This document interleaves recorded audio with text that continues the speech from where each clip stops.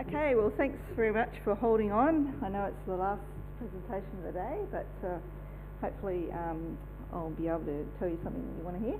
So in case you're not familiar with the bin trim program, it is a New South Wales EPA program. It's within their business recycling program, and the aim of it is to engage with small to medium sized businesses and to encourage them to reduce their waste and or increase their recycling. So that's the crux of it, although there's a lot more to it than that, obviously. So the essentials are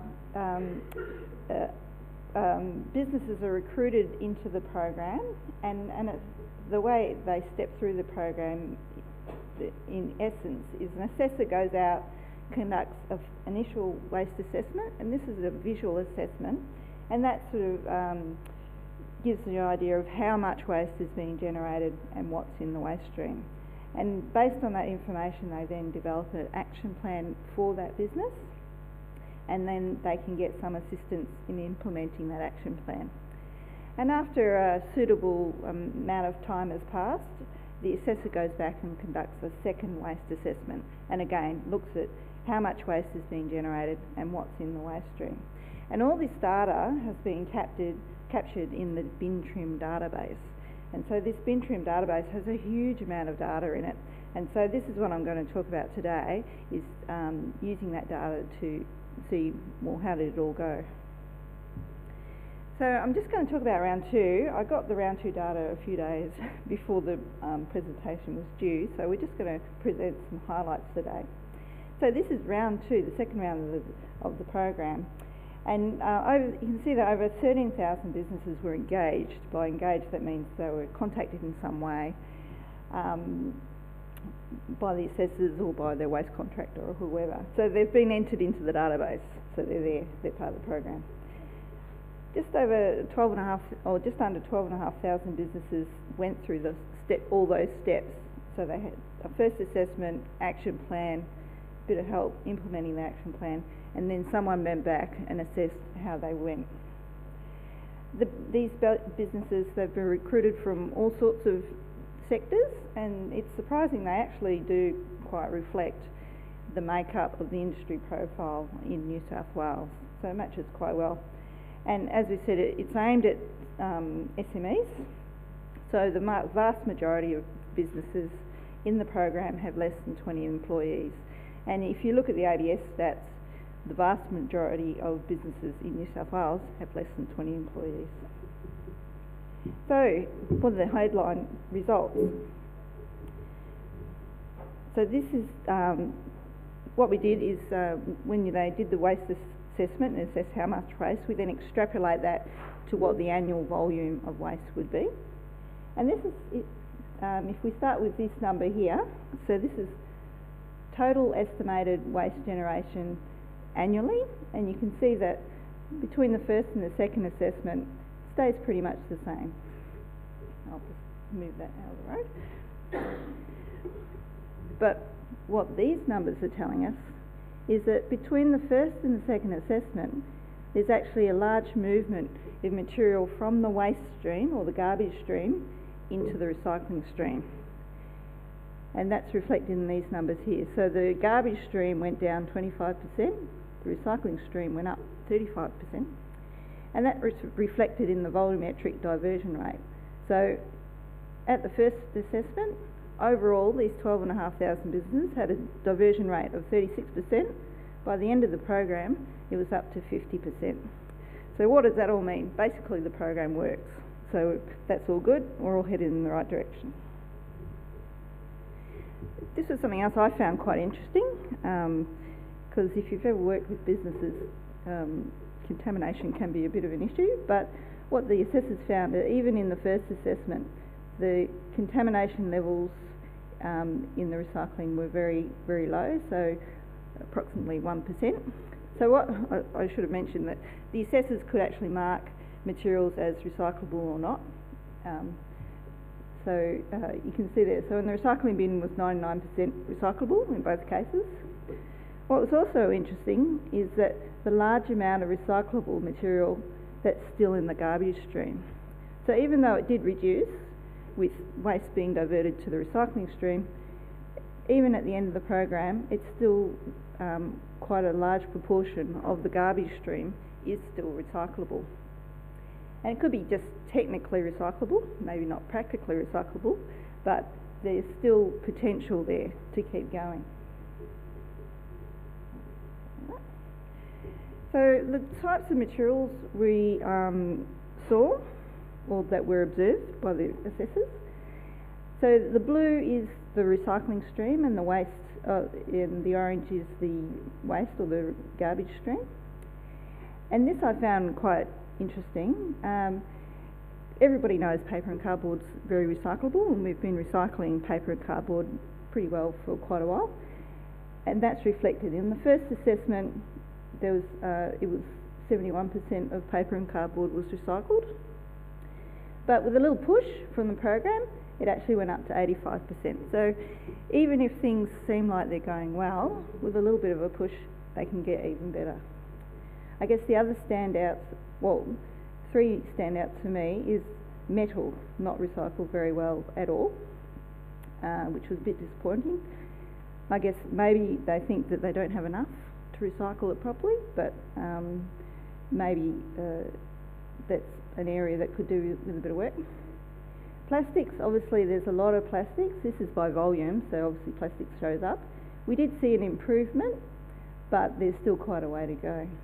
And of course the other standout is FOGO, which with the C&I sector is almost all food waste. So if we converted this to by weight, it would be up here somewhere. So if you were going to pick materials to target next, you'd probably pick food waste and plastic, which maybe metals as well. So, which I think is what the EPA is doing anyway, so clever them. Other contains some things that are recyclable, at least technically, so things like batteries, toner cartridges, etc., but they're possibly a bit more logistically challenging, but there's still probably some potential there as well. In terms of the businesses, so this is extrapolated annual volume, but you can see here the large generators: retail, accommodation and food services, which includes hotels, clubs, restaurants, cafes, that sort of thing. So they're the largest generators. They all showed a bit of an improvement. So across the board, each of the industries did show a bit of an improvement, but there's still plenty of potential. The thing about these guys is a lot of them are very small, but there's a lot of them. There really are a lot of them. Manufacturing, there's fewer of them, but they do tend to generate more waste per business. So if I were going to pick target waste industries, I'd probably pick these three, and possibly also hospitals, because when we dug down into the detail of the data, there are a handful of large hospitals, and within the program they showed quite a marked improvement. So they obviously respond well to a bit of one-on-one nudging. In terms of size of business, you can see here, so the vast majority have less than 20 employees. Not surprisingly, the larger the business, the more waste it generates. No real surprise there. What this says to me is basically the smaller businesses benefit the most from this one-on-one type interaction. And actually the round one data showed it much more clearly, but you can still sort of see it in that these businesses with less than 100 employees responded better than the ones with more than 100 employees. And I think that's probably because the larger businesses that generate large amounts of waste have a much more financial incentive to do something about their waste anyway. They don't really need a push. So I'm assuming that when bin trim showed up, they were probably doing pretty well anyway. I just wanted to highlight this. This is one of the conundrums when you're thinking about tackling C&I waste. As you can see here, this is projected annual volume for each of the size categories. So this category has 6,000 businesses in it, and this category has 1,400 businesses in it. So do you go after the 1,400 that produce quite a bit of waste, or do you then try and go after the 6,000 that produce pretty similar amounts of waste? The good thing about bin trim, I guess, is it goes after everybody. That's pretty good. As I mentioned, each business gets an action plan, and there are two different types of actions. One was the bin actions, and this is essentially recommending to the business you either add a recycling bin, take away a garbage bin, that sort of thing. So this is net overall for the, for the 1,500 businesses. So within all of the action plans, they recommended adding roughly 7,000 new recycling bins, and about half of them actually got implemented. And similarly, the action plans recommended removing about 1,900 waste or garbage bins, and about half of them actually got removed. If you then convert that into the actual bin capacity, it's a bit more even. So we're basically swapping out garbage bins and putting in recycling bins. And the capacity implementation's not all that bad. So again, that's, I guess, what we're wanting them to do, is replacing their garbage bins with their recycling bins. The other types of actions are what we call, well, don't know if anyone else calls them this, behavioural actions. And they tend to be, recommendations for education and things that they can do, like, introduce reusable cups and put up signs and that sort of thing. So within this section of the action plans, across the 12,000 businesses, fat fingers. I think the assessors got a little bit carried away. They recommended nearly 78,000 actions. About 60% of them were marked as completed, so that's not too bad. Generally, they were things like engage with your staff, teach them how to use the recycling bin properly, tell them to stop contaminating the recycling bin. So that's all very good advice. The most commonly targeted materials shouldn't surprise anyone: paper and cardboard, plastic, food waste, and of course residual waste. So in summary, basically the program seems to work. We have seen a big jump in waste diversion, so that's good, and if you've ever worked with SMEs, you'll know just how good that really is. The pleasing to see that the contamination in the recycling was very low, so it's not like we were pushing people just to put any old rubbish in their recycling bin. There is still quite a bit of potential, so there does seem to be still material that is recyclable in the garbage bin, so there's more to be done, maybe with these same businesses. For my 2 cents worth, I think the next targets would be plastic and FOGO, probably a bit of no-brainer that one. Retail, accommodation, food services and manufacturing are the largest generators of waste, so I guess if you're going to target specific industry sectors, they're probably the ones you would go with. As I mentioned, so it's the smaller businesses that benefit most from this program that seem to need that one-on-one nudge to think about waste and help somebody to guide them through what they need to be doing. As I mentioned, so if you look at the ABS data, the vast majority of businesses in New South Wales have less than 5 employees, but it is those sort of medium-sized businesses that are generating most of the waste. So that's just an interesting fact, really. So across the program, there was a significant net increase in the number and overall capacity of recycling bins amongst the participating businesses. There was a significant net decrease in the number of garbage bins and the net overall garbage stream capacity. So that's good. And just for the icing on the cake, there were lots of education actions recommended, over half of which were actually implemented. So that's actually a pretty good outcome. So you'll be pleased to hear that's actually it, but it's not it, so please don't move, because if you're still here, then you are interested in bin trim. So we've got an extra added treat for you. So Simone Thomas is going to come up and tell you what's next for bin trim.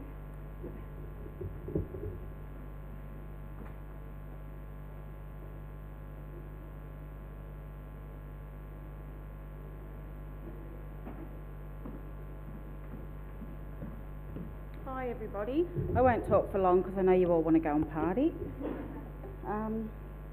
So yeah, what's next for bin trim? So as Jill said, round 1 and 2 were very successful and we're really happy with the outcomes, and there will be a round 3. Also, the bin trim tool is going to be made public, and I'm just going to touch on these now and then I'll talk about each one a bit more. There's going to be a bin trim reporting dashboard which will also be public, and of course the rebates program, as I hope you all know, is still ongoing at the moment, even though we're between grants rounds. So yes, so there will be a round 3. It'll start early in the next financial year.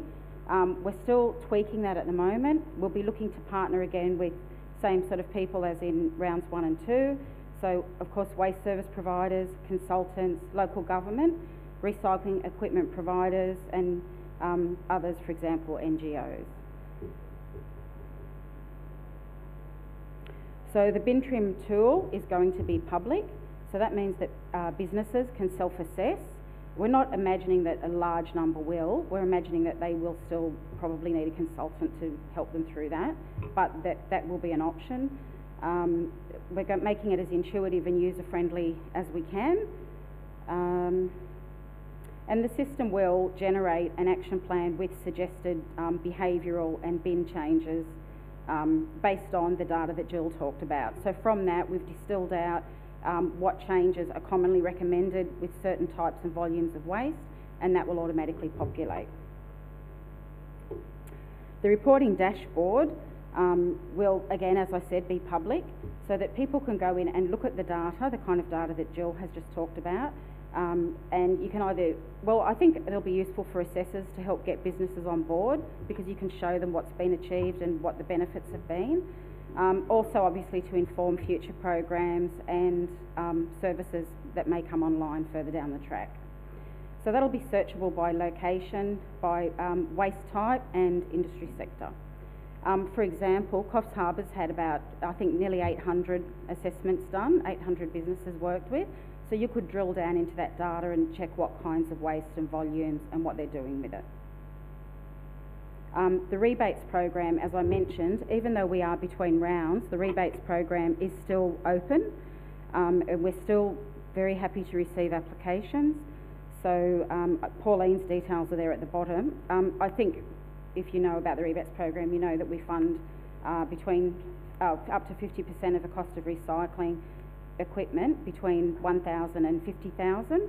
Now with the new next round and the rebates program, there could be some changes to that. We are looking at improving them both and perhaps broadening the scope a little bit, but that's probably all I'll say about it at this stage. Watch this space. I'm always really happy to talk to anybody about bin trim, so if you see me around and you want to ask, please ask or email me. I've got cards on the stand, on the EPA stand, but myself and my team are always happy to talk about bin trim grants and rebates, and really excited about round 3 and look forward to working with, I guess, some of the same people and some new people as well. That's it.